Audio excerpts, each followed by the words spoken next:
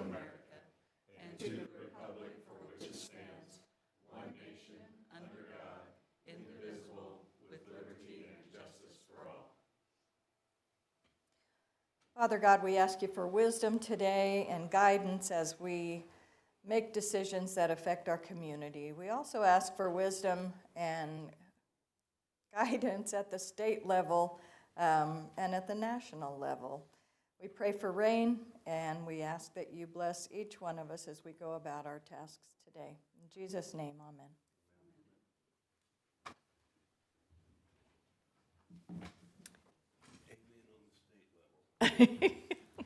Well, rain too. And rain. Okay, next on the agenda, I do have a comment. We have a lot on our agenda today, and I like to keep things moving, so we'll try to be as efficient and maybe not so chatty as we as we go through things today. Next on the agenda is the consent agenda. There is a correction on the tax roll changes. Yes. Lori, do you have something for us? Yes, thank you. We do need to pull from those numbers 35, 36, and 37. The appraiser's office requested that those be pulled from requesting your approval. So when you make your motion, it can include the exclusion of those three items. Very good. Any questions? Other changes? Hearing none, I'll entertain a motion. So moved, Madam Chairman.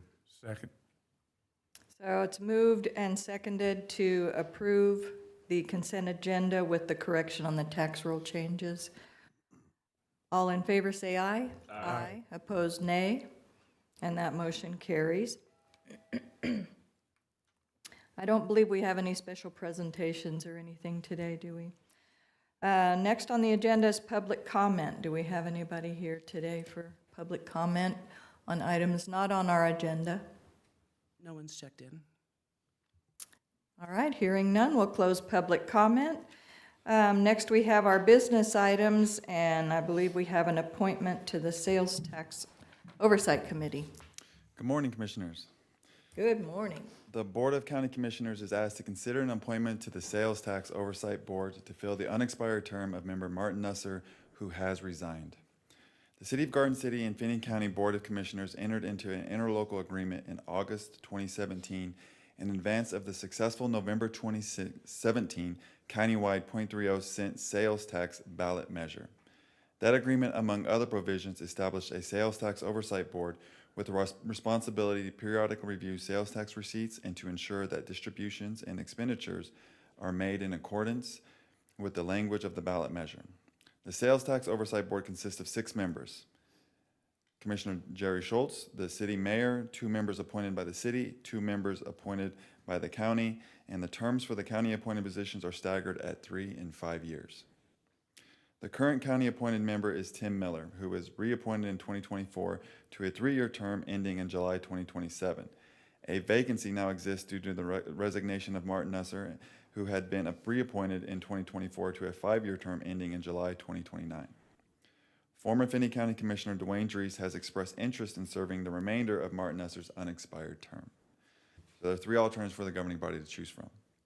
The Board of County Commission may appoint Dwayne Dries to the unexpired term of Martin Nusser as a member of the Sales Tax Oversight Board with a term to expire in July of 2029. The Board of County Commissioners may appoint an alternative individual to an unexpired term of Martin Nusser as a member of the Sales Tax Oversight Board with a term to expire in July of 2029. And the Board of County Commissioners may decline to fill the vacancy at this time and direct staff as to recruitment. Staff recommends appointment of Dwayne Dries to the unexpired term of Martin Nusser as a member of the Sales Tax Oversight Board with a term to expire in July of 2029, and the appointment directly affects the quality and credibility of independent oversight of voter-approved sales tax funds, the county's representation in a joint city-county process, and the public confidence that dedicated revenues are being are used lawfully, transparency, and as promised. And I'm happy to answer any questions. Yes, sir. Not a question, Derek, but more of a comment. Dwayne Dries chaired our research committee on the LEC and building the jail, was instrumental in doing the research as to what kind of jail we needed in and so forth. And when I approached him to serve, he was really pleased that that would occur. And when the commission is ready for a motion, I'd like to make a motion to appoint Dwayne to fill the unexpired term. Any other comments? So would you consider that your motion, or would you like to restate? I'll move the commission to appoint Dwayne Drees to the unexpired term of Martin Esser to the Sales Tax Oversight Committee with a term to expire in July of 2029. Second. We have a motion and a second. Any other discussion? Hearing none, all in favor say aye. Aye. And opposed, nay. That motion carries. Thank you.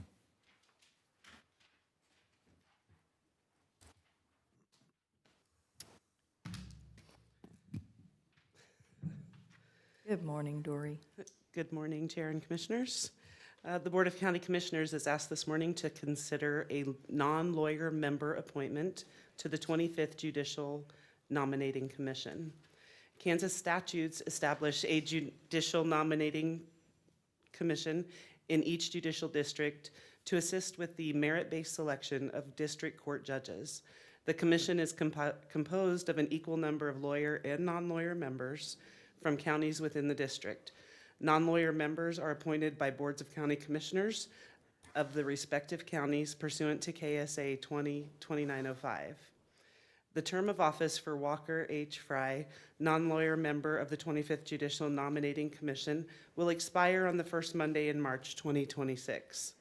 In accordance with the provisions of KSA 20-2905B, it is necessary for the Board of County Commissioners to appoint someone to fill the upcoming vacancy.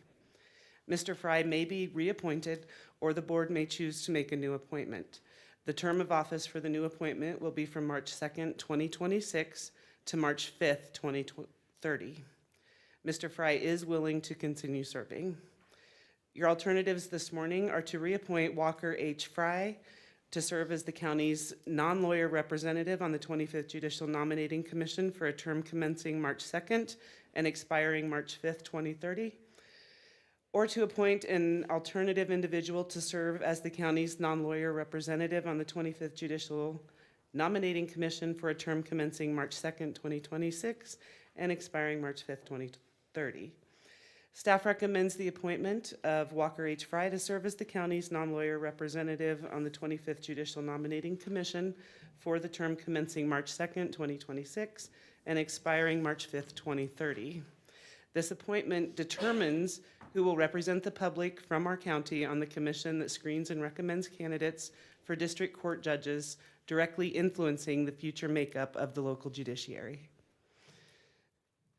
Does anybody have any questions or comments? Yes. Madam Chair, just a little history for everybody in the audience. Unification of our courts occurred in 1977. And the 25th Judicial District Nominating Commission was established as part of that vote. We are the only district in western Kansas that uses merit selection for the selection of our judges.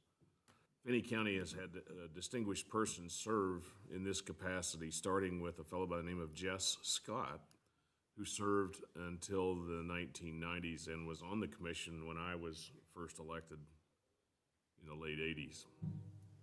Then this commission appointed Tom Walker as our commissioner until his death, and then Walker has served, and this will be his second term.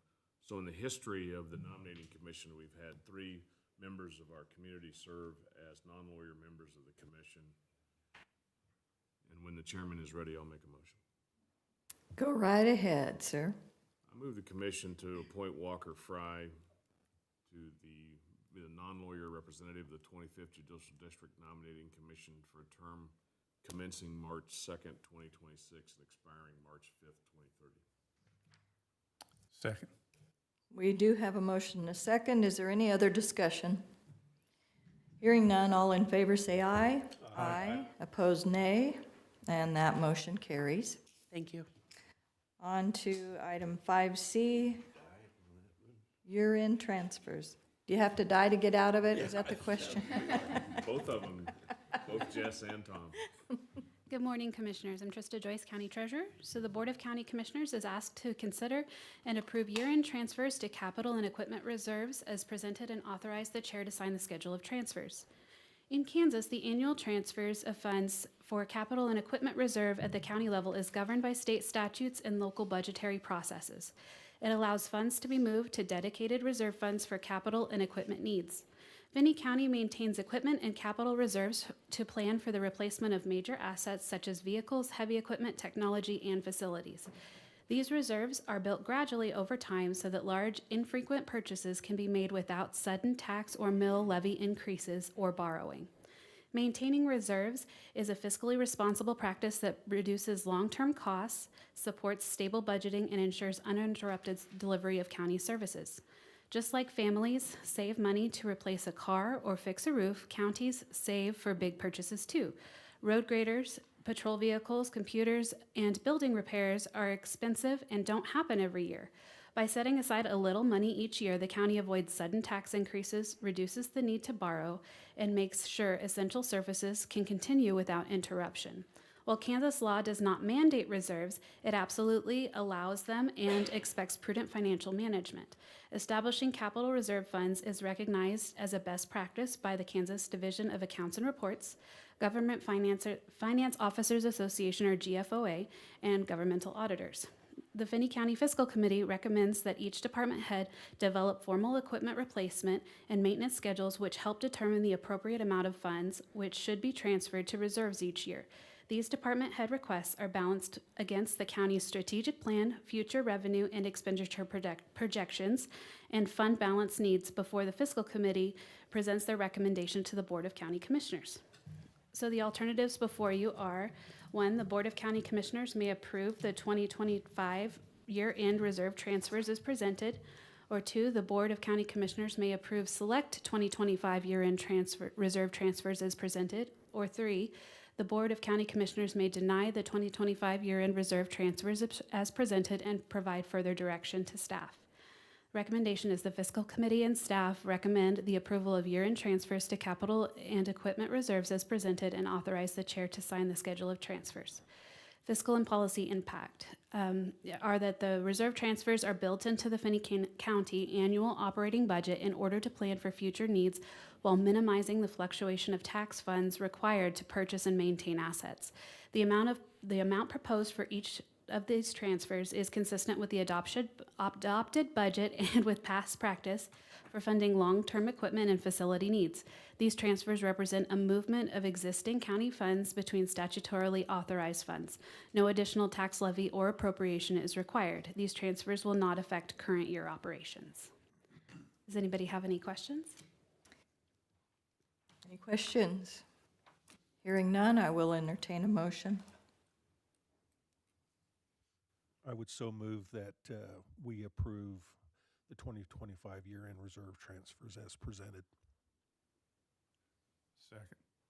We have a motion and a second. Any other discussion? Hearing none, all in favor say aye. Aye. Opposed, nay. That motion carries. And on to 5E. Absolutely. Okay. Apologize here. So the Board of County Commissioners is asked to consider and approve the adoption of Resolution 04-2026, authorizing a transfer of monies from the Road and Bridge Fund to the Special Highway Fund pursuant to KSA 68-590. Background: the Road and Bridge Fund is the county's primary operating fund for the construction, maintenance, and repair of county roads, bridges, and related infrastructure. The Special Highway Fund is a statutory fund established under Kansas law to accumulate resources for future highway and bridge improvements. KSA 68-590 authorized the Board of County Commissioners to transfer monies from the Road and Bridge Fund to the Special Highway Fund by resolution when it is determined to be in the best interest of the county. The statute provides a lawful mechanism for counties to set aside funds for planned long-term transportation projects and capital improvements. Resolution 04-2026 would approve the transfer of previously budgeted and available monies from the Road and Bridge Fund to the Special Highway Fund. This action supports the county's long-term financial planning by reserving funds for anticipated future equipment purchases, major road and bridge projects, and other capital infrastructure needs. The proposed transfer does not create new spending authority, but reallocates existing resources for their intended future use. Establishing and maintaining adequate balances in the Special Highway Fund allows the county to plan for large, infrequent capital purchases, reduce the need for future borrowing, avoid sudden impacts to the annual road and bridge operating budget, and promote stable and responsible long-term management of county infrastructure. The amount proposed for transfer is $600,000, and this was included in your previous motion as well. And this is to fund long-term highway and bridge needs. Alternatives, Alternative 1, adopt Resolution 04-2026, authorizing the transfer of monies from the Road and Bridge Fund to the Special Highway Fund as presented. Alternative 2, adopt Resolution 04-2026, authorizing the transfer of monies from the Road and Bridge Fund to the Special Highway Fund as amended. Or 3, decline to adopt Resolution 04-2026, authorizing the transfer of monies from the Road and Bridge Fund to the Special Highway Fund as presented. The recommendation, the fiscal committee, following a review of several factors including year-end fund balance and the amount allowable by statute, recommends alternative 1, adopt resolution 04-2026, authorizing the transfer of monies from the Road and Bridge Fund to the Special Highway Fund as presented. The fiscal impact, the amount proposed for transfer is consistent with the adopted budget and with past practice for funding long-term highway and bridge needs. The transfer represents a movement of existing county funds between two statutorily authorized funds. No additional tax levy or appropriation is required. The transfer will not affect current year road and bridge operations. Does anybody have any questions? Yes. Madam Chair, question for Counselor on the proposed Resolution 04-2026. The transfer is for the year 2025, or should it be 2026? It's for 2025, so it's in the 2025 budget. Sorry. It's in the budget, but we're making the transfer effective this year, correct? Yes, it's actually effective in 2025. We have the ability through a period 13 in our financial system to add that to the 2025 budget year. So it will be effective in 2025. Any other questions? Hearing none, I'll entertain a motion. I would move that we adopt Resolution 04-2026, authorizing the transfer of monies from the Road and Bridge Fund to the Special Highway Fund as presented. Second. We do have a motion, a second. All in favor say aye. Aye. Opposed, nay. And that motion carries. And you're still up. I'm still up. Okay, next, the Board of County Commissioners is asked to consider and approve the resolution, the adoption of Resolution 05-2026, authorizing a transfer of monies from the Road and Bridge Fund to the Special Equipment Fund pursuant to KSA 68-141G.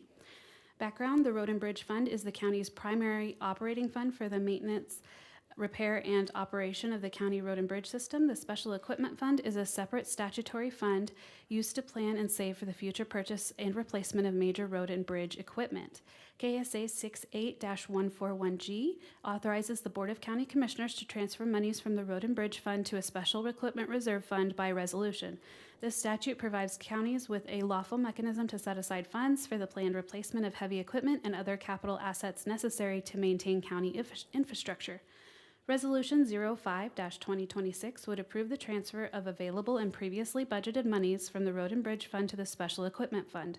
The purpose of this transfer is to continue building reserves for anticipated future equipment purchases, such as motor graders, trucks, loaders, and other essential road maintenance machinery. Maintaining adequate balances in the Special Equipment Fund allows the county to replace critical equipment on a scheduled and orderly basis, avoid sudden and budget impacts when major purchases are required, reduce or eliminate the need to borrow money and pay interest, and ensure continuity of essential road and bridge services. The amount proposed for transfer is $225,000 to fund long-term equipment needs. Your alternatives are adopt Resolution 05-2026, authorizing the transfer of monies from the Road and Bridge Fund to the Special Equipment Fund as presented. 2, adopt Resolution 05-2026, authorizing the transfer of monies from the Road and Bridge Fund to the Special Equipment Fund as amended. Or 3, decline to adopt Resolution 05-2026, authorizing the transfer of monies from the Road and Bridge Fund to the Special Equipment Fund as presented. Recommendation, the Fiscal Committee, following a review of several factors, including year-end fund balance and the amount allowable by statute, recommends alternative 1, adopt resolution and that should say, I apologize, that should say 05-2026, authorizing the transfer of monies from the Road and Bridge Fund to the Special Highway Fund as presented. Fiscal policy impact is the amount proposed for transfer is consistent with the adopted budget and the best practice for funding long-term equipment and machinery needs. The transfer represents a movement of existing county funds between two statutorily authorized funds. No additional tax levy or appropriation is required. The transfer will not affect current year road and bridge operations. This action also does not create new spending authority or increase the county budget. Rather, it reallocates existing resources to a designated fund so that large and frequent equipment costs can be planned for and managed responsibly over time. Does anybody have any questions? Is this to cover the cost of the 2 new graders? Part of it is, I believe you authorized one grader to be paid from the regular road and bridge budget and the other one to be paid from the special equipment fund. So yes. Any other questions? Hearing none, I'll entertain a motion. Madam Chair, I move we approve the resolution 05-2026 for $225,000. Second. We do have a motion and a second. All in favor say aye. Aye. Opposed, nay. And that motion carries. And it looks like we have one more. One more for now. Okay, the Board of County Commissioners is asked to consider and approve the adoption of Resolution 06-2026, authorizing a transfer of monies from the Noxious Weed Fund to the Noxious Weed Capital Outlay Fund pursuant to KSA 2-1318. Background: the Noxious Weed Fund is the county's primary operating fund used to support the control and eradication of noxious weeds as required by Kansas law.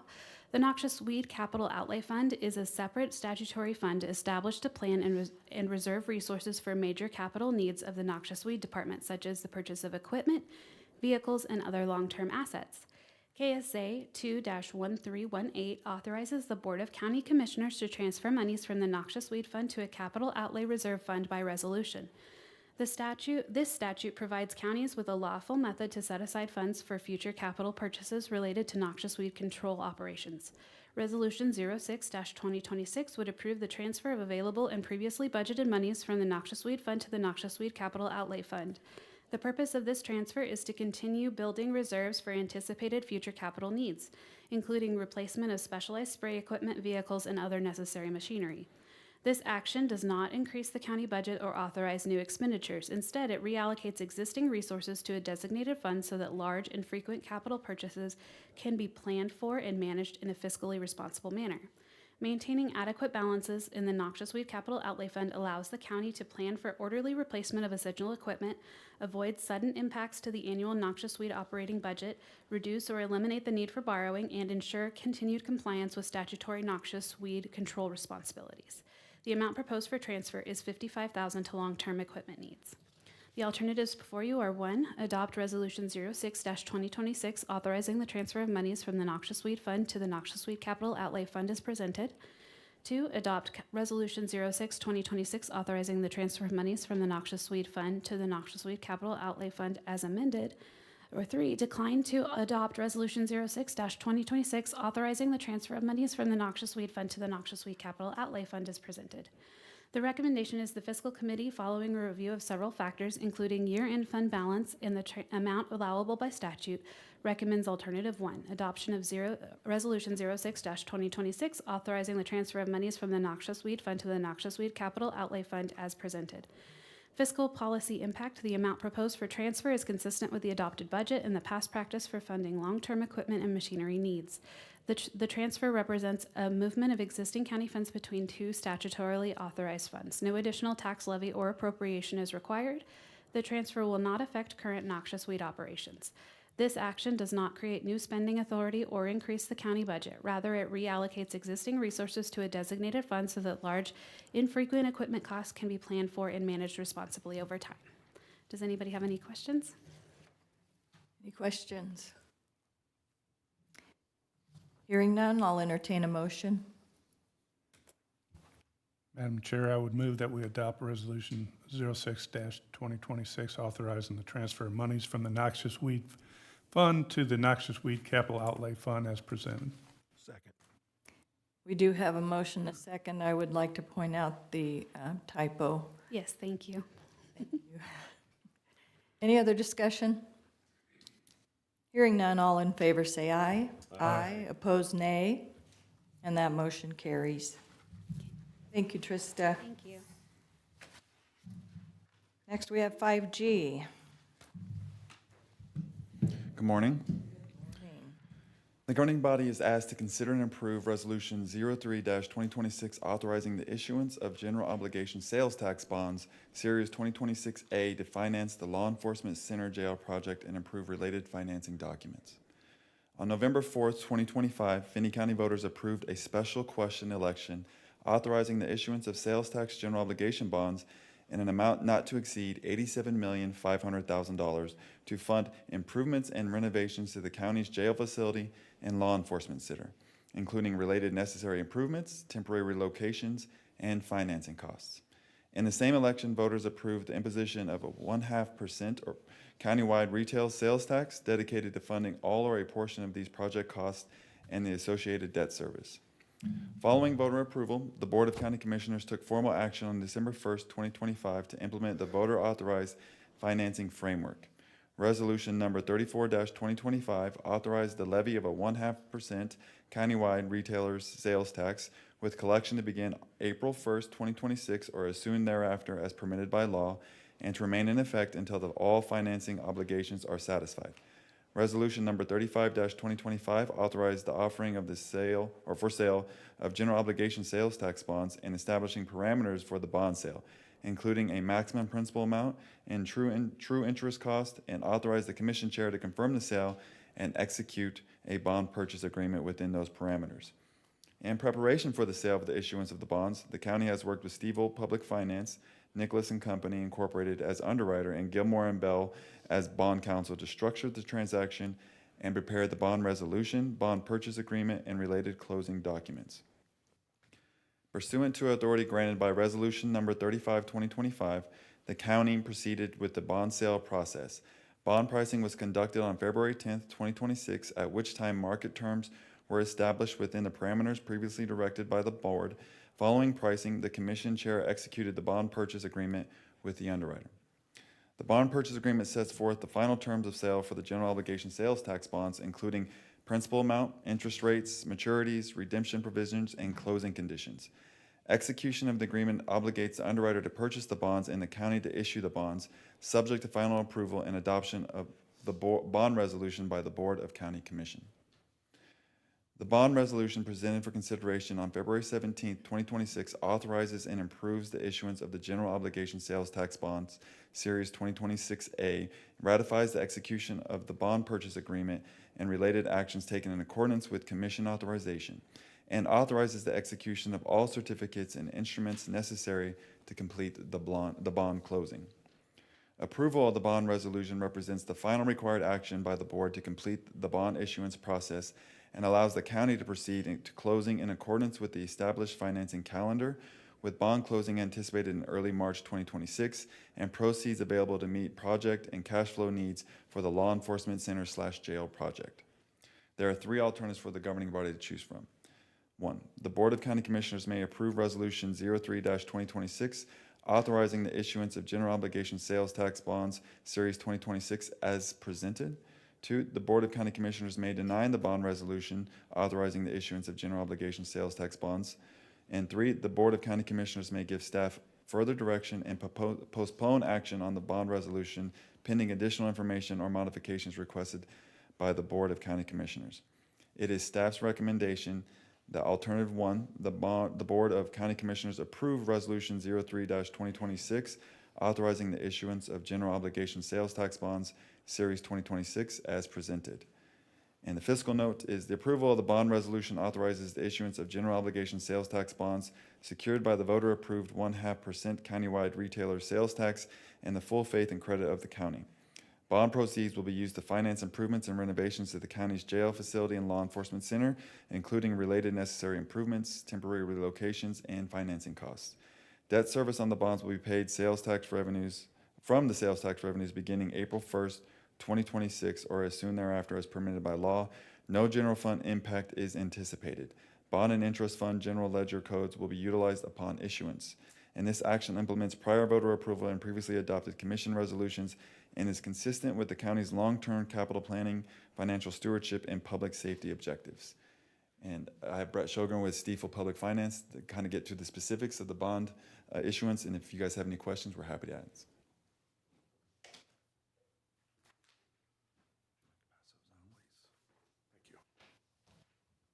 Good morning. Good morning. Brett Shogren with Stiefel Public Finance out of Wichita. Derek just did a great job explaining in detail, kind of from start to finish, where we were and how we got here. And so I appreciate that. He took a lot of what I was going to say. But I'll kind of give a little bit more detail as to the bond sale. Basically, after the adoption in December, that gave us the authority to move forward with the bond sale. We put together the preliminary official statement, which is the offering document. We submitted such to Moody's Investor Service, who has rated the county in the past, and they go through your financials, they go through your policies, your procedures, your management, and ultimately assign a credit score to the county. And the county in the past has had a AA3 type rating, and that's what they reaffirmed the county's rating at for this bond issuance. You don't issue debt very often, so we had to go through kind of an extensive process. We had a conference call with your administration and gave them a lot of information, and they ultimately reaffirmed that AA3 credit rating, which is anything in the AA3 category. Anything A and above is investment grade. But if you get in the AA category, that's really good. So we used that rating. We also applied to the two municipal bond insurance companies, Assured Guarantee and Build America Mutual. And we got bids from both of those bond insurance companies, ultimately went with Build America Mutual. They proposed a 9.5 basis point fee of your total debt service, and that far outweighed the cost of the bond premium and the interest savings. We got to use their AA credit rating, insured credit rating, to get lower yields, and it paid for itself, and it made the bonds easier to market. So we went through with that. On last Monday, we went through a pre-marketing process with our sales and trading team. They got some price ideas. They tried to determine what we could successfully market the bonds at as far as coupons and yields. And after we put them out for sale on Tuesday, we had over $630 million worth of orders for your $87.5 million bond issue. So your bonds are very well respected in the marketplace. We had a very good result with the sale. And that is over 7 times oversubscription, what we call. And whenever we can do that, we can lower the yields and chase some of the other buyers away and get to a point where we can still sell all the bonds, but at a yield to where the buyers can accept. And by that oversubscription, we lowered most of the yields by between 4 and 11 basis points. And so we did that. We locked in the sale. Previously, we talked about, in December, I gave you a few options as to what we can do with premium. If we sell bonds at a higher coupon than the yield, we generate premium. Everybody kind of remember that conversation? Okay. And with the premium, you can either reduce the size of the issue, you can keep it as contingency for your project, or you can do something in the middle. And with some discussion, I think the idea was project contingency is a good idea when you're renovating facilities. These projects were estimated, 9 months ago, and we're still years away from completing the project. So the county commission opted to keep as much premium as we could. And so we sold bonds at between 3 1/4 and 5.25% coupons. Buyers wanted a little higher coupons in the long end, and then in years 20, 34, and 35, we had buyers that wanted 3 1/4 coupons. They wanted lower interest rates for some reason. But that helped the deal, And by lowering those coupons in those earlier years, we actually lowered the interest cost by about $467,000. And we were able to generate, after all project costs, the 87.5 million, and all project costs and issuance costs, we're gonna deposit about $4,942,727 in that premium as a project contingency. And that's Say that number again. $4,942,727. That's in the green box Green box down. at the bottom. And there's two columns there. That number is before any reinvestment interest, because you're gonna get all of the proceeds up front, which you're gonna get them on March 4th. You're not gonna spend that money right away. You're going to reinvest those bond proceeds, and those bond proceeds are gonna earn interest until you spend them on the project. And very, very conservatively estimating, if you reinvest those bond proceeds at 3% for an average life of 1.25 years, you can generate an additional $3 million, just under $3.3 million in reinvestment interest.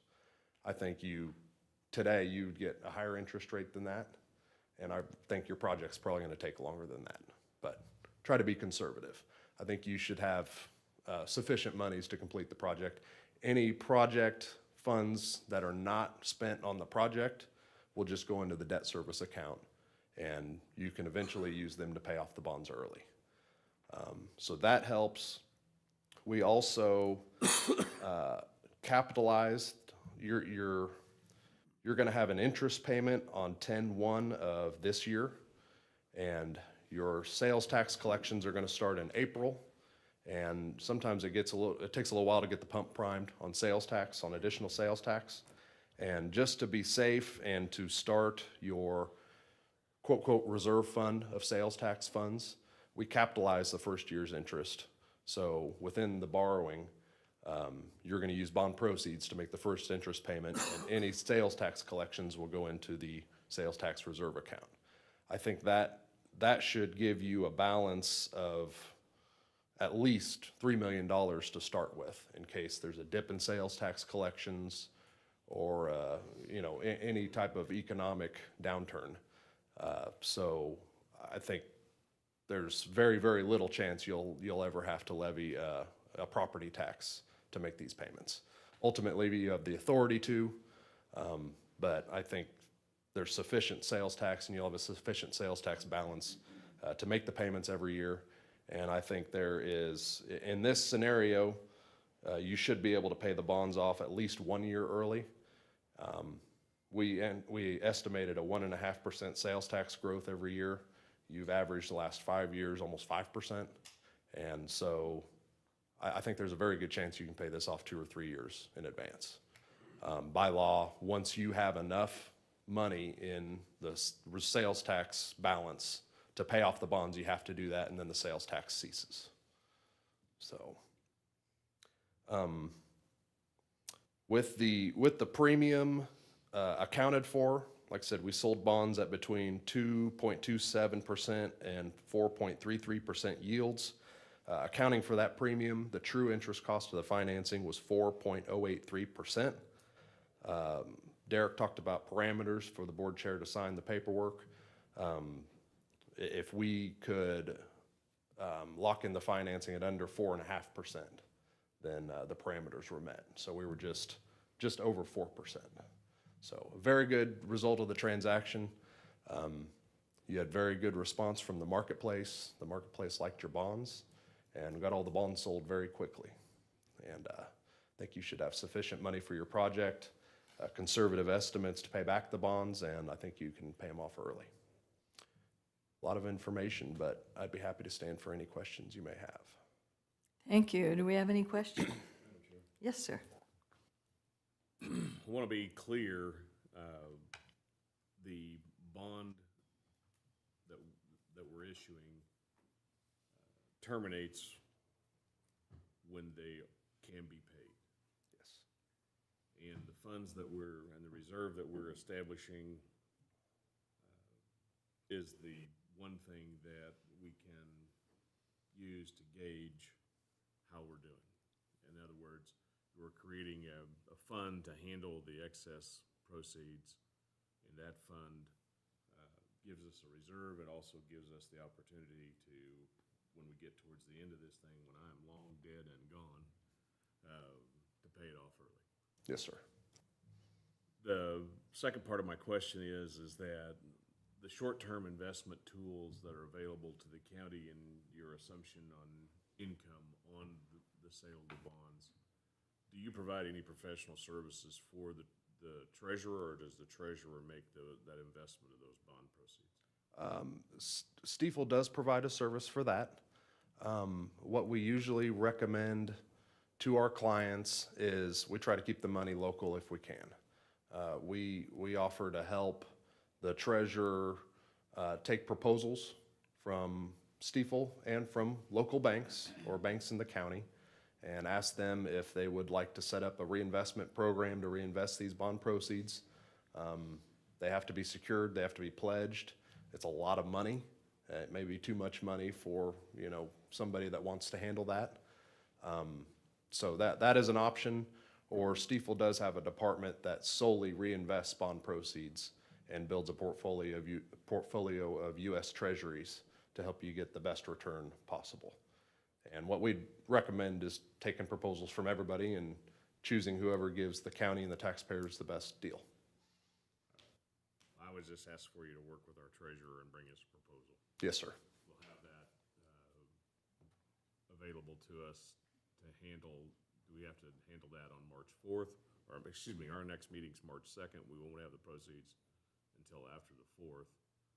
So do we need to decide that today, or should we wait until the clerk makes a proposal to us after consultation with you? I think you can wait. I don't think you need to make the decision today. We do have to have a plan for that money to go to at closing. Typically, it's an administrative function, unless the county commission wants to be a part of those last decisions. If you have a meeting right before the closing, I think that we can do that. But there does have to be a plan and an account set up and wiring instructions to be handled at closing. Our treasurer's here. Madam Chair, can we hear from the treasurer? Of course. Hi, so absolutely, we would first go to local financial institutions. We do have one local financial institution that does deal in treasuries directly for us, so they are also happy to go ahead and do that, as well as offering a combination of CDs and money market accounts depending on when the funds are needed. That's kind of what we're waiting on, right? An estimate of when funds are needed to lock in some of those. We do have some plans in place. So by policy, the commission has designated the treasurer as the chief investment officer for the county and handed all of those responsibilities off to that office. Now, if the county commission would like to, see that plan, absolutely, I can bring that to you once that's more defined. Any other questions? Madam Chair, I got a question. Yes. for Brad. I'm curious on the 10-year payout. Why the difference on the rate? How come the buyers were requesting a different rate there? The 3.25%. Sometimes it just fits better. They don't have to pay as much of a premium if they get a lower coupon. And if they don't want to pay more up front and they can settle for less cash flow in the intermediary, it just works better with their financial plans. 10-year horizon, that was just worked into their cash flow? Yes. Okay. And we opted to give them that. They probably offered to buy all of those maturities all at once. We didn't have to break that up, so it was probably a priority order. I don't know why anybody would want a lower interest rate, but the premium factors into that too. As you can see on the far right-hand side, that's the premium generated. In those years, the premium is significantly less that they had to pay up front. So Maybe they didn't have the money. maybe they didn't have the money. Does that answer your question? Yes. Okay. Just curious if there's some other. Yeah, we don't see that very often, but sometimes buyers do want a lower coupon. Are you guys in the running for the bonds issued by the city of Wichita if their election passes? Their sales tax? The sales tax, maybe. maybe. I have a question for Derek, just a clarification on the alternatives. We have approving or not approving the resolution 3-2026 and the Correct, there's a typo. tax bonds, are those 20? Yeah, it's 2026A, not 2025A. Okay, thank you. Sorry. I was curious about the same thing. He was saying 26 and it said 25 and I didn't know. Okay.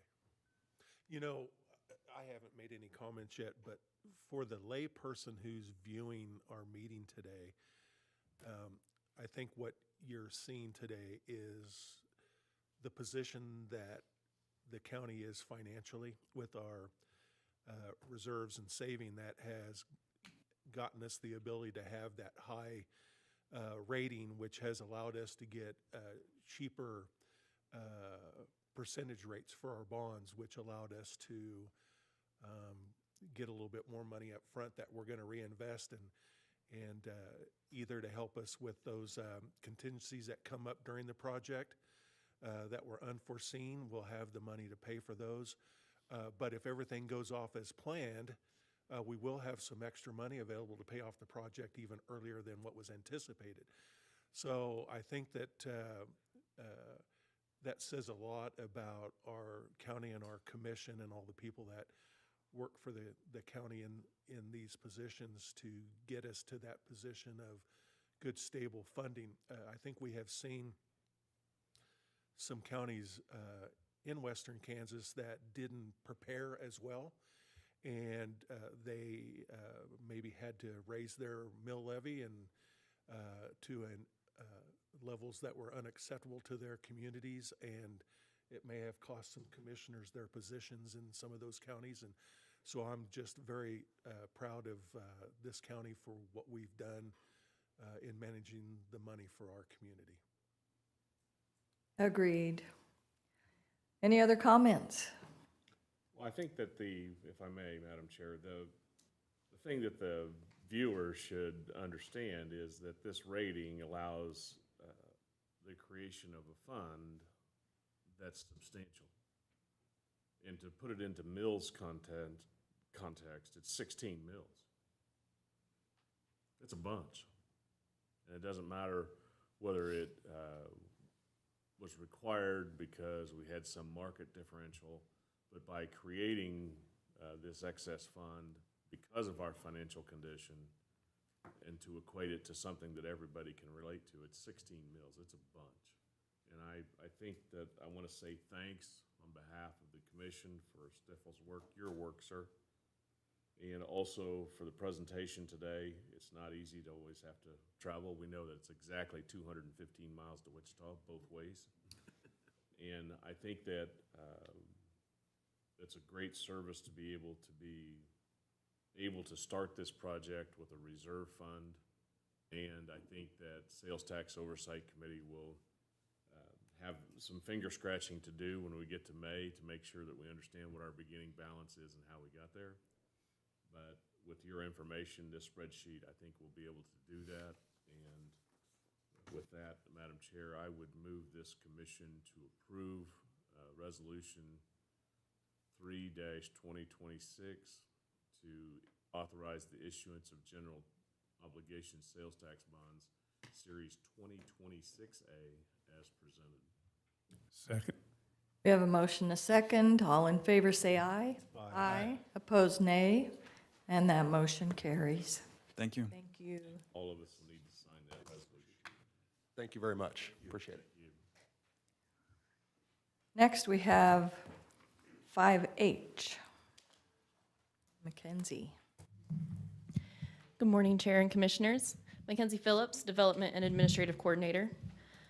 This morning, the Board of County Commissioners is asked to consider and approve amendments to the Finney County zoning regulations to include the establishment of Article 36, which would allow for special use permits for certain requested land uses, as well as additional amendments throughout the code to accompany and complement the new Article 36 and special use process. On December 15th, 2025, the Board of County Commissioners directed staff to initiate amendments to the Finney County zoning regulations to establish Article 36, allowing special use permits, also referenced as SUPs, for certain requested land uses and other amendments throughout the code to accompany and complement the new Article 36 and the special use process. Under the current zoning regulations, certain land uses that may be appropriate only in specific locations are reviewed through the conditional use permit process, or also referenced as CUPs. CUPs are reviewed and authorized by the Finney County Board of Zoning Appeals, also referenced as BZA, and are intended to facilitate the proper integration of compatible land uses into the community. The Board of County Commissioners has identified certain land uses that, unlike the typical uses granted with a CUP, present unique impacts or benefits to the county. For example, commercial renewable energy systems. These land uses are likely to be unique due to their potential impacts to the public or the affected land area's health, safety, and welfare. The potential impacts could be negative, neutral, and positive, including the following without limitation: infrastructure, use of roads and other governmental or public services, environment, aesthetics, area character, increased or diversified income and other benefits to applicant landowners, new employment and local business generation, new infrastructure, products or services beneficial to the public, contribution to governmental budgets through taxes and other fees or payments, other economic development, and other health, safety, and welfare considerations. Some proposals might be unique in part due to the amount of land involved. As a result, the Board of County Commissioners identified that the process to make these unique land decisions should include that the Board of County Commissioners makes the ultimate decision for the following reasons. 1, the Board of County Commissioners is elected by and accountable to the county's voters, and also because 2, the Board of County Commissioners has brought a broader understanding and county policy involvement than the BZA, with some of the impacts and factors potentially involved in these unique land use decisions. The Board of County Commissioners further identified that zoning regulations and the protection of county health, safety, and welfare will be improved by allowing the types of SUP uses to be open-ended to accommodate future new use type proposals not already listed in the zoning regulations. The proposed amendments to the zoning regulations are attached and summarized as follows. Following a public hearing on February 9th, 2026, the Planning Commission voted and recommended approval of the proposed amendments, and that was a 7-0 vote. 7 of the 9 members were present at that meeting. Per legal counsel, any vote taken today does not modify state and county law provisions that allow protest petitions to be filed with the county clerk through and including February 23rd of 2026. State and county law requires that if sufficient petitions are filed on time, then a 3/4 vote of all members of the Board of County Commissioners voting on February 17th will have been required to approve and pass these zoning amendments. Further, the effective date of Article 36 is not until publication in the official county newspaper, which is projected to occur on February 24th of 2026. There are 3 alternatives before you this morning. The first, with state and county laws in mind regarding the potential for sufficient protest petitions to be filed, the Board of County Commissioners may adopt the Planning Commission's recommendation by approving Resolution 07-2026, adopting the requested amendments to the Finney County zoning regulations, including the establishment of Article 36 and accompanying changes as presented. Alternative 2, with state and county laws in mind regarding the potential for sufficient protest petitions to be filed, the Board of County Commissioners may override the Planning Commission's recommendation by a 2/3 majority vote to deny Resolution 07-2026 or approve with changes. Or number 3, with state and county laws in mind regarding the potential for sufficient protest petitions to be filed, the Board of County Commissioners may return the recommendation to the Planning Commission with a statement specifying the basis for the governing body's failure to approve or disapprove. Since this memo was submitted, legal counsel has identified some minor changes to Article 36 that were not previously seen and approved by the Planning Commission. These changes have already been implemented in Resolution 07-2026. The purpose of these changes is to have consistent language throughout Article 36, the proposed amendment, and also to be used for future amendments to the zoning regulations. So these changes included replacing planning staff with the term zoning administrator, and to replace terms like county commission, board of county commissioners, board, and county commission with the term governing body. So with these changes, staff's recommendation has changed. So staff recommends alternative 2, and that would be that the Board of County Commissioners override the Planning Commission's recommendation by a 2/3 majority vote to approve Resolution 07-2026 with the proposed changes from legal counsel. And the fiscal policy, there is no direct fiscal impact. Adoption of Article 36 establishes a policy framework and procedural pathway for review of certain land uses by special use permit and clarifies decision-making authority for land uses with broader county-wide implications. The amendments are intended to improve regulatory clarity, transparency, and alignment with county policy objectives related to land use, economic development, and protection of the public health, safety, and welfare. Thank you, Mackenzie. Any questions for Mackenzie? I'd just like to say that I really appreciate all the hard work. We really put a lot on Mackenzie and our county council, Kara Schartz. We also included Lana Duvall, who played a significant part in coming up with these. I think what we have is a good plan. It makes sense. We really didn't have anything like this. And I think they've all done a good job in getting us ready to move forward into the next generation, if you will. So with that, I would entertain a motion on this. Is alternative 2, the way that it's worded on here, is that the recommendation from staff, exactly how it's worded? It is. There's kind of an alternative within that one. It does say either approve or deny, so it would be the approve portion rather than the deny portion. That was her recommendation. Okay. I so move that we approve alternative number 2.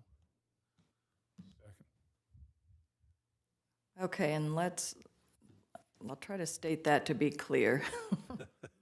Alternative 2, with state and county laws in mind regarding the potential for sufficient protest petitions to be filed, the Board of County Commissioners may override the Planning Commission's recommendation by a 2/3 majority, vote to deny 7-2026, or approve with changes. So I believe that sounds like we are approving with changes. Correct. That's my motion. Okay. Very good. Any other discussion? All in favor, say aye. Aye. Oh, sorry. We need a, You didn't have a second on that one. I did. Sorry, thank you. we did. Just trying to make sure you're doing this one correct. Quiet second. And we do need a 2/3 majority. Shall we individually vote or all together? Okay. Individual? All together? Okay. All in favor, say aye. Aye. Opposed, nay. And that passes unanimously. Thank you, Mackenzie. Thank you. And I believe you have one more. At least one more.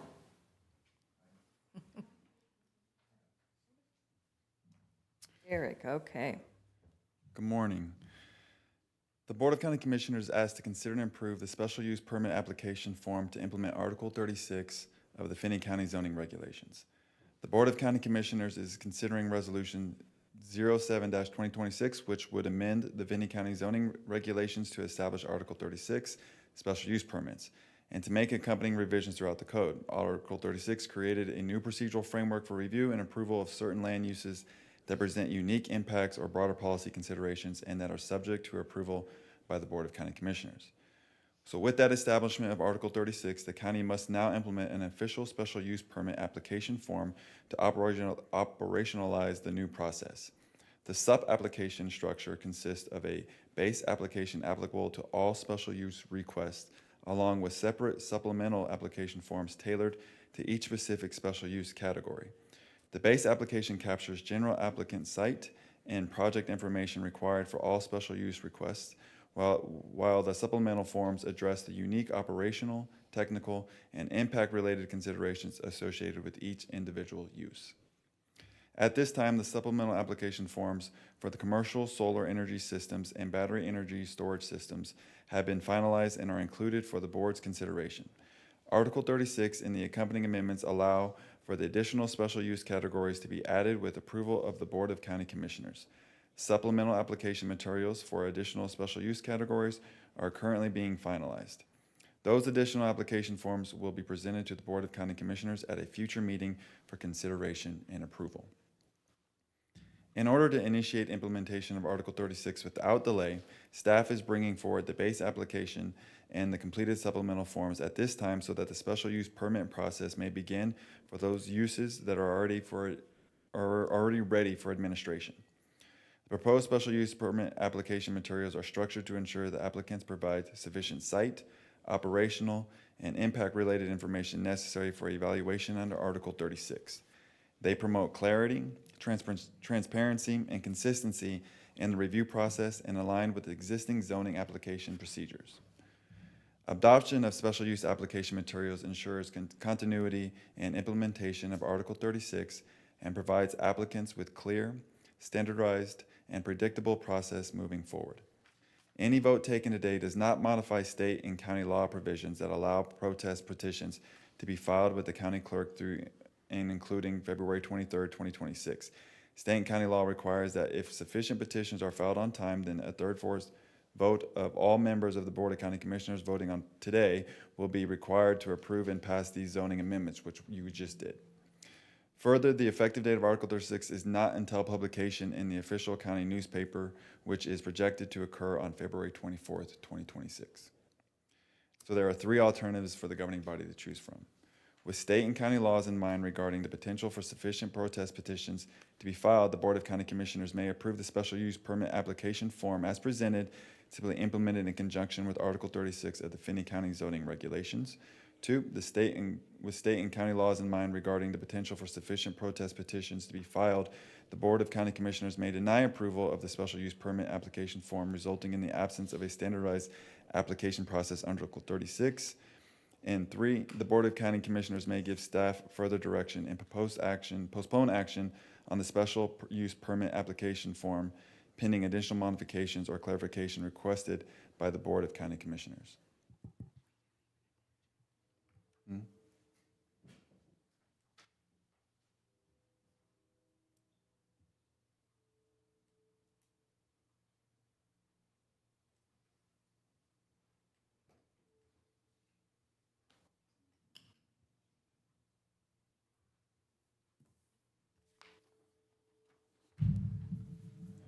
It would be staff's recommendation to table this until after the executive session.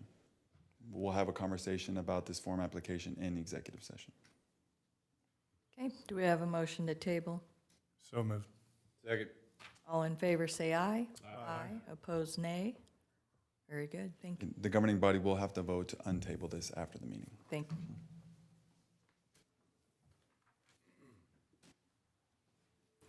Mackenzie. Good morning again. Mackenzie Phillips, Development Administrative Coordinator.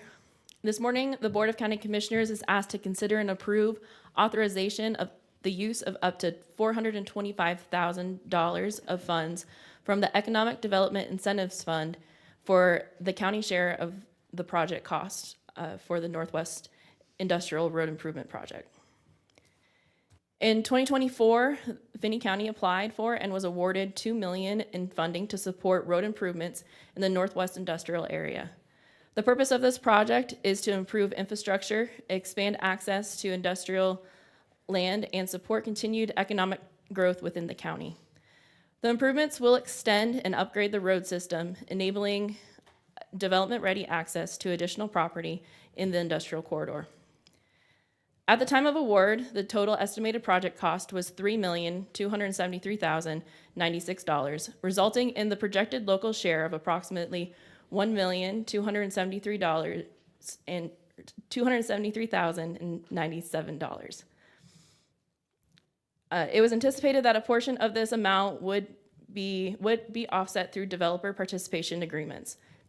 Based on updated cost estimates and anticipated agreements, Finney County must identify approximately $424,323 to fulfill the remaining local obligation. The most recent total project estimate is $2,538,767.04. The reduction from the original estimate is primarily due to adjustments in construction materials and updated bid pricing. While the overall cost has decreased, it remains prudent to authorize up to $425,000 to ensure alignment with previously approved funding commitments and to provide contingency capacity should minor unforeseen expenses arise during construction. The Economic Development Incentive Fund is jointly held by Finney County and the City of Garden City. Both entities have contributed to this fund over time to support projects that strengthen the local economy and expand infrastructure necessary for growth. The use of this fund for the Northwest Industrial Road Improvement Project is consistent with its intended purpose, leveraging public infrastructure investment to facilitate private development and long-term tax base expansion. In May 2025, Finney County formally approached the City of Garden City regarding the proposed use of the Economic Development Incentive Funds. The City Commission reviewed the request on May 20th of 2025 and approved authorizing up to $425,000 for this project. Approval by the Board of County Commissioners ensures consistency with the city's action and confirms the county's commitment to the project. There are three alternatives before you this morning. First, the Board of County Commissioners may approve the authorization of up to $425,000 to be paid from the Economic Development Incentive Fund. Two, the Board of County Commissioners may not approve the authorization of up to $425,000 to be paid from the Economic Development Incentive Fund. Or three, the Board of County Commissioners may provide the staff with further direction. Staff recommends alternative one, approval of the authorization of up to $425,000 from the Economic Development Incentive Fund for the Northwest Industrial Road Improvement Project. If approved, up to $425,000 from the Economic Development Incentive Fund will be reserved for the Northwest Industrial Road Improvement Project. The current fund balance is $924,229.63. This allocation remains within available fund capacity and is consistent with the intended economic development purpose of the fund. Thank you.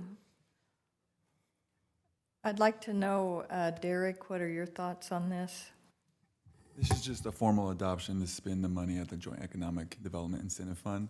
Since in May, the city approved that spending of that money out of that fund, this is for the counties to formally adopt it since that was never done. Oh, okay. So just clarifying an oversight. That is correct. Thank you. Any questions? I would so move that we approve alternative one. The Board of County Commissioners may approve the authorization of up to $425,000 to be paid from the Economic Development Incentive Fund. I'll second. We have a motion, a second. All in favor say aye. Aye. Opposed, nay. That motion carries. Thank you. Mackenzie.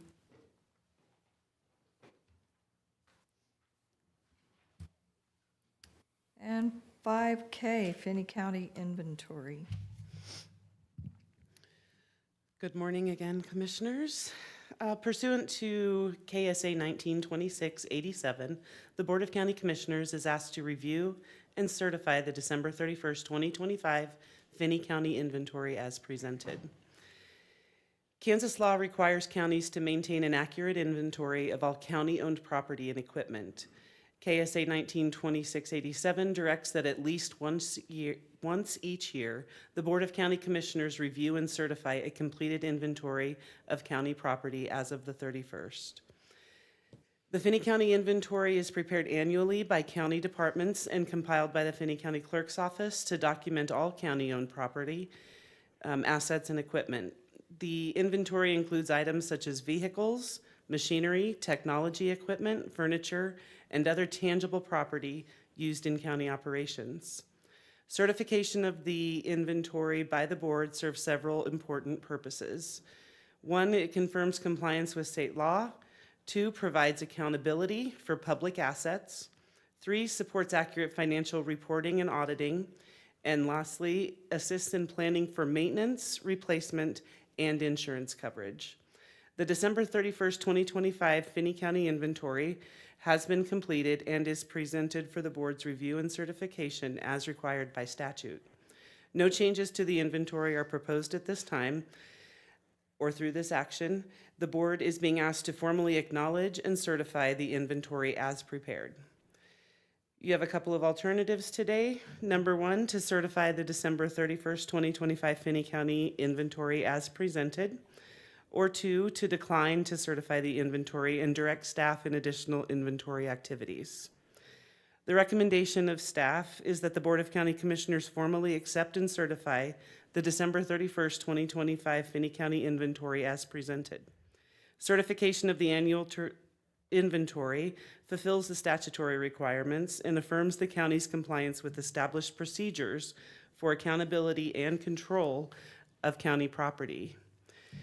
For the fiscal or policy impact, there is no direct fiscal impact associated with this action. However, the certification of the inventory is an annual statutory requirement and part of the county's standard internal control and financial reporting process. And if I could just add, one of the things we use this inventory for is for planning our equipment replacement. So the transfers that you approved earlier, those were done because of somebody put in their inventory, figured out the useful life, and made a plan to replace those assets. So it's very important. Thank you. Are there any questions? I would move that we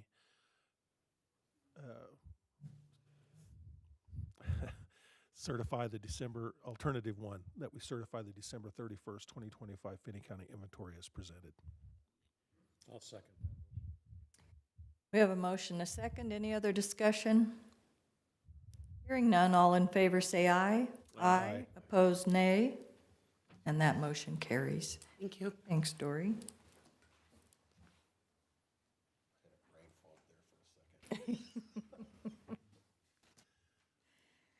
Okay, next we have Lana Duvall, Finney County Economic Development. Good morning, Lana Duvall, President and CEO of Finney County Economic Development Corporation. You guys just lived through our annual meeting not even a month ago, so I'll go fast.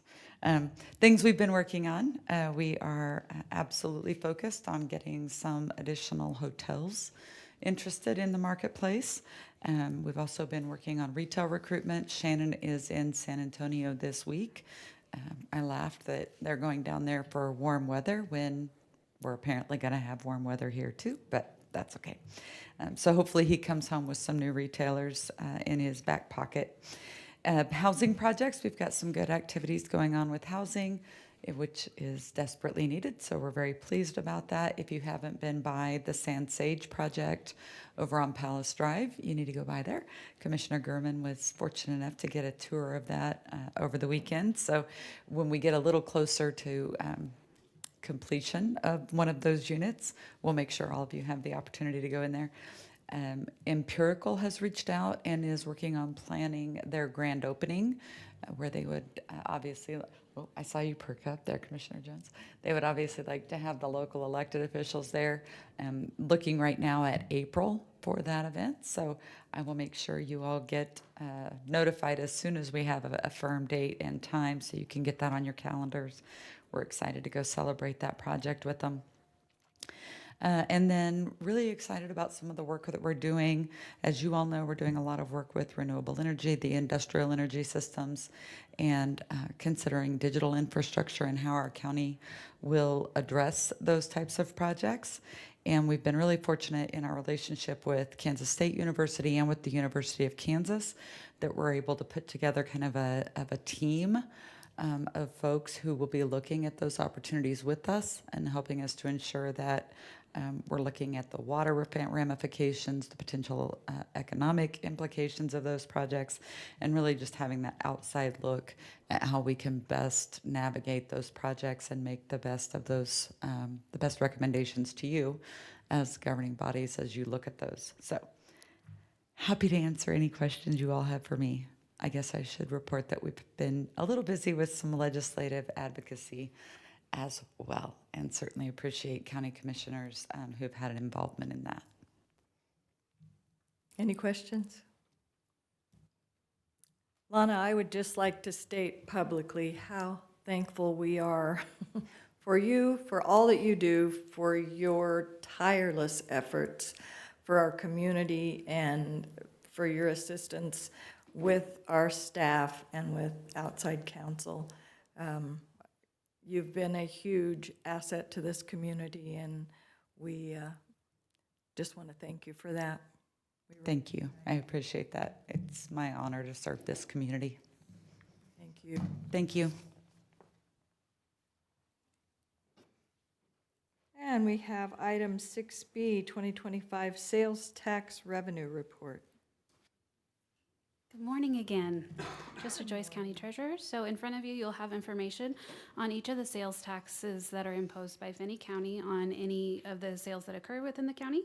So in 2025, we had 4 countywide sales taxes that were imposed at the point of purchase. So the first is a 0.5% operating sales tax. So that was approved by voters in July of 1981, and that will remain in perpetuity. We have the second sales tax is infrastructure improvement and property tax stabilization. So that was approved by voters in August of 2021. And so that will continue. I believe it was a 20-year sales tax. And that is currently being used, the revenue for that is currently being used to build the new health and EMS station. And then also to pay back the lease on the new HVAC, and may be used to pay the first HVAC financing as well. The third is the Building and Road Maintenance Program. That's a 0.25%. That was approved by voters in November of 2019. So that is slated for the 2018 HVAC now. However, if it does run out before that debt is retired, and so that's where the infrastructure improvement may come in. The fourth sales tax that we currently have on the books is the interlocal projects, and that's the 30% sales tax, and that was approved by voters in November of 2017, and that is our joint project sales tax with the City of Garden City, and that's the oversight board that you all approved a new member for, former Commissioner Dries, for this morning. So after that, you'll have a listing of all the revenue that we collected by month in 2025 and how that's allocated to each sales tax, what each sales tax generated. Following that, you'll have several graphs, some charts about what the revenue looked like in 24 versus 2025. So sales tax has increased over the past 10 years. So you'll see in that 10-year graph, you'll see that there was a dramatic increase that occurred between 2018 and 2019, and that was due to that interlocal projects coming on. And then also you'll see a spike in 2022, and that was from an irregular collection that did happen in that year. We don't anticipate that will reoccur. So the sales tax revenues have remained consistent since 2023, and you'll see that on the charts. So a note about this data, so all revenue information was obtained from the Kansas Department of Revenue. So this is money that actually comes in. Keep in mind that sales tax revenue does come in 2 months after it is collected by the merchant. So there is a little bit of delay. So in here, you don't see like the Christmas season of 2025 and how that looks. You'll see that when I report on 2026. And also you'll see that the new sales tax that was approved by voters last year on that report for 2026 as well. So, and then the next portion of the report, you do have some information on each individual sales tax and what collections looked on that.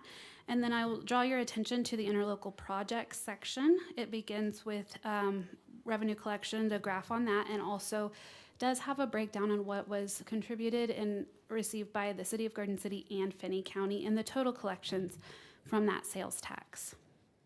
Following that, you do have the report from the Sales Tax Oversight Committee. And I'd invite Commissioner Schultz to also speak to that, as he is the chairman for that committee and did sign that report. Following that, the last part of the report does have ballot questions and resolutions relating to each sales tax, just for the history and allowable uses for those items. Does anybody have any questions? Any questions? Commissioner Schultz, any comments? Well, I just think that what Trista knows and the community should know is that by agreement with the city, we're using the same structure on the half-cent sales tax that was just approved. And we'll continue that sales tax oversight committee through the life of the sales tax to finance that half-cent sales tax that was approved by the voters in the 2025 referendum vote by a 3-1 margin. And the use of the oversight committee assures the taxpayers that the sales tax money is being used for the sales tax projects as authorized by the voters. Thank you. Any other questions? All right, thank you, Trista. Thank you. Next, we have a county administrator update. I would like to give the board a quick update regarding the selection process for the CMAR for the jail services. The selection committee, made up of members of the governing body and the city commission, met 2 weeks ago on February 6th to review the qualifications of submitting firms. Staff and the selection community reviewed the qualifications, the proposals, and selected 4 firms to move on to the next phase to select the RFP process, which will meet on February 27th, and we'll have interviews scheduled and review and opened to the public, an open a meeting to open the proposals at 2:30 p.m. on February 27th. So those submitting firms that move on to the next round are KBS Constructors, Crossline Construction, Hutton Design and Build, and McCowan Gordon. Yeah. Thank you. Any questions for Derek? I do, Madam Chair. Derek, we talked about the compensation study that we approved last year, and I believe Commissioner Baskey and I are appointed to serve on that committee. Are we planning on getting together anytime soon? Because we have budget coming up as well. Yes, we reached out to them last week and have a meeting set up with them on Wednesday, tomorrow, to go through the compensation study and to figure out when that will be finalized and released to us. And we're pushing to get it before the budget season. Okay, thank you. Okay, item 6D, department monthly reports. Anything? Those are provided for your review. Very good. Meetings of note. We'll get that up on the screen, I think. There we go. We do have legislative coffee coming up this Saturday, 10 a.m. Probably would be a good time to visit with your legislators.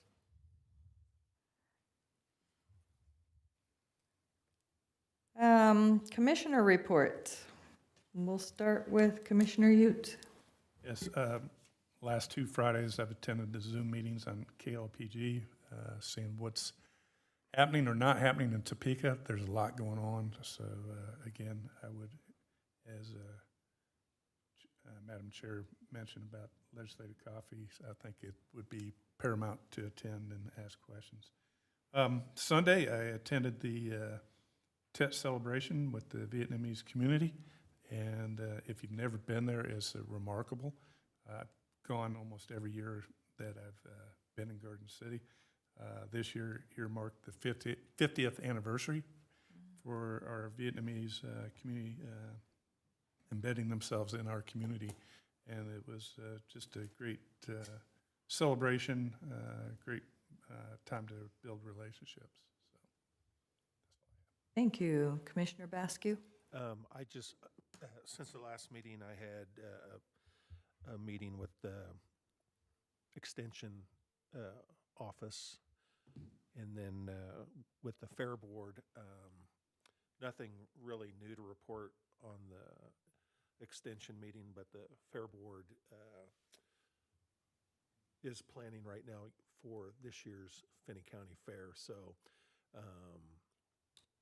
they're just in the planning stages. I think that their goal every year is to continue to improve the experience of the Finney County Fair, and I have learned a great deal by being on those two boards. Things that as a city boy, I never really knew too much about, but I have a great desire as the liaison from our commission board to participate on those, but also to advocate on your behalf that we continue to grow and expand that experience for our community, for the experience of the Finney County Fair. That's all I have. Thank you. Commissioner Schultz? I don't have much to report. Kind of been busy behind the scenes making sure that our interests are adequately represented with the ongoing matters in Topeka. I do encourage everyone to attend Legislative Coffee, and I say that knowing that I won't be there. I'll be away this weekend, but I would encourage the commissioners and the viewing public to carry the mail that we believe in local control of our own issues, and especially zoning issues, and we believe generally that unfunded mandates from Topeka need to be acted with only in the rarest of circumstances. I serve on the Compass Board. As you know, I signed the annual review of the sales tax oversight. We continue to collect that 0.3 or 30-cent sales tax, as I call it. The tax now is in the phase where all of the sales tax that's collected goes to the city to cover the cost of the equipment and personnel at the new Fire Station 3. But I wish to point out that as the county receives housing of its EMS station in that building, as well as the opportunity to grow and expand the services of the county to the east side of the community. And the joint cooperation between the city and the county can't be dismissed enough as we work on continuing to improve collaboration between the governments for the benefit of everyone in our community. That's my report. Thank you. And I guess I'll have to call you senior. Well, thank you for the designation. Been rather busy, seems like, lots of calls. I too have been in touch with a lot of the legislators and some of the lobbyists for different organizations, Kansas Livestock Association and Farm Bureau. Also attended KLPG in Topeka a few weeks ago, and it was quite interesting. One of the presentations was from Senator Rick Billinger, who is chair of the Ways and Means Committee, and he has expressed concern about the state budget. Has been spending in the red for 3 years, and they're really looking at tightening down this year to make sure we don't use up all our reserves. One thing that was stated was that the Capers returns last year were at 13.3%, which is a pretty nice return for Capers and our state employees who participate in Capers. Lots of notes here from different things that KLPG is working on. listened to the call last Friday. Talked to Doug several times on Senate Bill 417, correct? We've made expressed our views and that this thing needs to go to interim summer committee, and let's look at this a little bit before we get jumped in the middle of everything. So I hope that our pressure, the other legislators are listening. I won't be able to attend the coffee Saturday, but I think we'll be well represented. Very good, thank you. A few things. I was in Topeka the first week of February, and I was actually able to speak before a House subcommittee regarding our riverbed issue, and that was interesting. It'll be interesting to see how that turns out. I did give opening remarks at the Western Kansas Career Showcases healthcare exhibit. It was really fun. It's really good to see those kids, and I think that continues to be a fantastic organization. I did attend the Planning Commission special meeting on the 9th, and then I was also involved in a meeting regarding warming centers. Our community is pulled together and to try to come up with some options for warming centers in the instance of cold weather. I did attend the KDOT informational meeting. I signed the bond. That was interesting for my first time to do that. And I think that's all that, we did have a board retreat on the 12th, which went very well. We were all there. We had Derek there as well, and Gary Meager. It was good to see him again. That's really all that I have. So with that. Madam Chair, one quick thing. Yes. One of the things that was brought up when we were talking to Senator Billinger was about state property taxes. And he did mention that, there is a program available for seniors and disabled veterans that it's K40SVR is the form. And you can apply, and it freezes your property taxes. And so I think, anybody that's really interested, I don't know, Dory, who would they see in the treasurer or?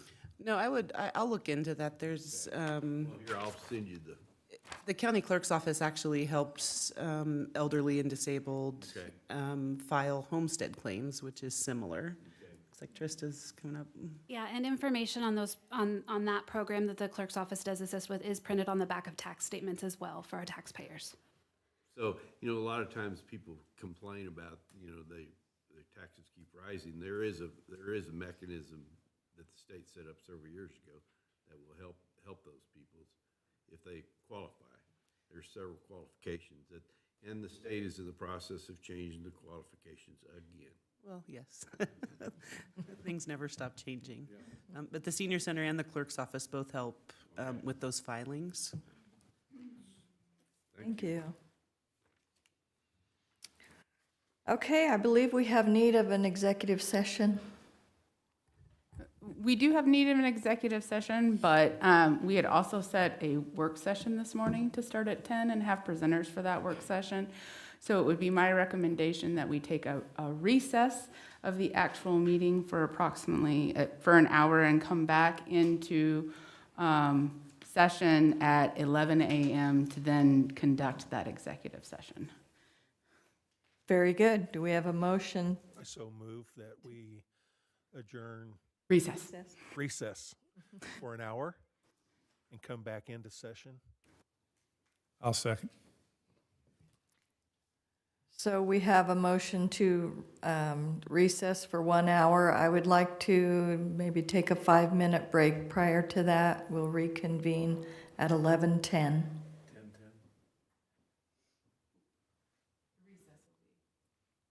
I'm not following. Are we gonna, We're going to recess for an hour. Take a break first, then recess for an hour, and then come back into regular session. very good. Did we get a second? Yes, I did. All right, all in favor, say aye. Aye. Opposed, nay, and that motion carries.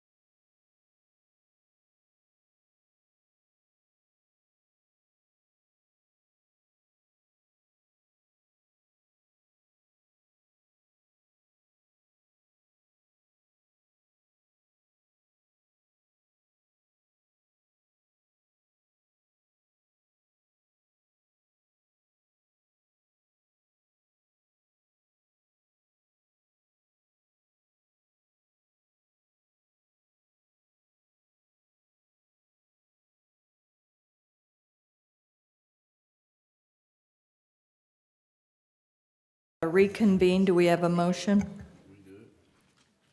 So moved. Second. All in favor, say aye. Aye. Opposed, nay. And that motion carries. And we are waiting for council to return. My motion doesn't depend on her. I would Okay. ask that and move the commission to take off the table the issue that was tabled prior to our recess. And that, help me out, folks, what was the issue that we tabled We'll untable that after the executive session. after the executive? After the executive session. Well, I'll withdraw any comments that I had. They're on record, Jerry. How much time do you need? For the executive session, I believe an hour. An hour. Can you advise us on that, or do we need to wait for council? I believe I can advise you on it. Okay. So we'll reconvene at 12:15? So we have a need for executive session to include the commission, administrator, Administrator, council. council, executive development or economic development, President Lana Duvall, and development coordinator Mackenzie Phillips. And do we have outside counsel as well? Yes, and outside counsel from Folskin, Siefkin. So. All right, very good. Did your Names. motion include that? Yep. Names for outside counsel. Trish, Is it Trish and Molly? both, yeah. Trish and Molly? Okay, yes, thank you. Okay, do we have a second? Second. Take your pick. Commissioner Utes. Very good. All in favor, say aye. Aye. Opposed, nay. And that motion carries. We'll be back in 1 hour.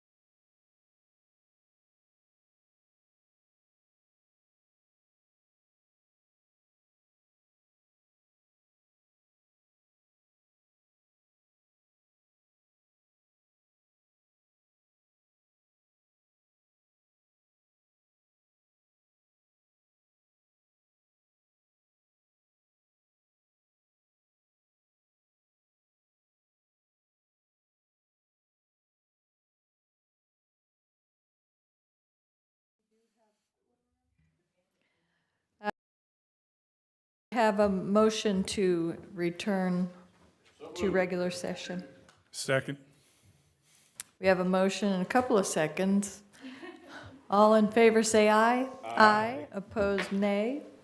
And that motion carries. And we, at this point, will need to remove the item that was tabled earlier. Do we have a motion for that? Madam Chair, would you confirm that no action was taken in executive session? Yes, thank you for that. I will confirm no action was taken. And do we have a motion? To untable. So moved. I'll second. He seconded. All in favor say aye. Aye. Opposed, nay, and that motion carries. And Derek, if you'll run through that again for us to refresh our memories. So good afternoon, Commissioners. Good afternoon. So the Board of County Commissioners is asked to consider and approve the special use permit application form to implement Article 36 of the Finney County zoning regulations. The Board of County Commissioners considered resolution and approved Resolution 07-2026, which amended the Finney County zoning regulations to establish Article 36, special use permits, and to make accompanying revisions throughout the code. Article 36 creates a new procedural framework for review and approval of certain land uses that present unique impacts or broader policy considerations and that are subject to approval by the Board of County Commissioners. With the anticipated establishment, or with Article 36 being established, the county must now implement an official special use permit application form to operationalize the new process. The SUP application structure consists of a base application applicable to all special use requests, along with separate supplemental application forms tailored to each specific special use category.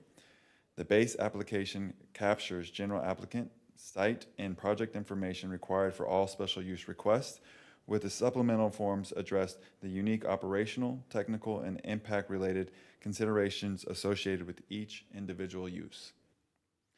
At this time, the supplemental application forms for commercial solar energy systems and battery energy storage systems have been finalized and are included for the board's consideration. Article 36 and the accompanying amendments allow for additional special use categories to be added with approval by the Board of County Commissioners. Supplemental application materials for additional special use categories are currently being finalized. Those additional application forms will be presented to the Board of County Commissioners at a future meeting for consideration and approval. In order to initiate implementation of Article 36 without delay, staff is bringing forward the base application and completed supplemental forms at this time so that the special use permit process may begin for those uses that are already for administration. The proposed special use permit application materials are structured to ensure that applicants provide sufficient site, operational, and impact-related information necessary for evaluation under Article 36. They promote clarity, transparency, and consistency in the review process and align with existing zoning application procedures. Adoption of the special use application materials ensures continuity and implementation of Article 36 and provides applicants with a clear, standardized, and predictable process moving forward. So any vote taken today does not modify state and county law provisions that allow protest petitions to be filed with the county clerk through and including February 23rd of 2026. State and county law requires that if sufficient petitions are filed on time, then a 3/4 vote of all members of the Board of County Commissioners voting on February today will have been required to approve and pass these zoning amendments. Further, the effective date of Article 36 is not until publication in the official county newspaper, which is projected to occur on February 24th, 2026. So sub-forms are not subject to protest petitions, period. But the application forms will not be in effect if Article 36 ends up not adopted due to protest petitions. So there are three alternatives for the governing body to choose from. Alternative number one, with state and county laws in mind regarding the potential for sufficient protest petitions to be filed, the Board of County Commissioners may approve the special use permit application form as presented today to be implemented in conjunction with Article 36 of the Finney County zoning regulations. Alternative number two, with state and county laws in mind regarding the potential for sufficient protest petitions to be filed, the Board of County Commissioners may deny approval of the special use permit application form, resulting in the absence of a standardized application process under Article 36. And 3, with the state and county laws in mind regarding the potential for sufficient protest petitions to be filed, the Board of County Commissioners may give staff further direction and postpone action on the special use permit application form pending additional modifications or clarification requested by the Board of County Commissioners. It is staff's recommendation to approve alternative number 1. The Board of County Commissioners approve the special use permit application form as presented to be implemented in conjunction with Article 36 of the Finney County zoning regulations as presented today, along with the battery energy storage system form and the commercial solar energy conversion systems form as well. The adoption of the special use permit application form does not create a direct fiscal impact. The forms establish the administrative process necessary to implement Article 36 and ensures consistent and transparent review of applications subject to special use permit approval. This action supports the policy direction established by the Board of County Commissioners through Resolution 07-2026 and promotes orderly and accountable land use decision-making. Doreen?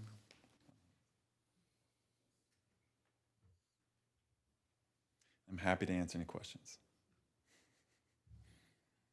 Any questions?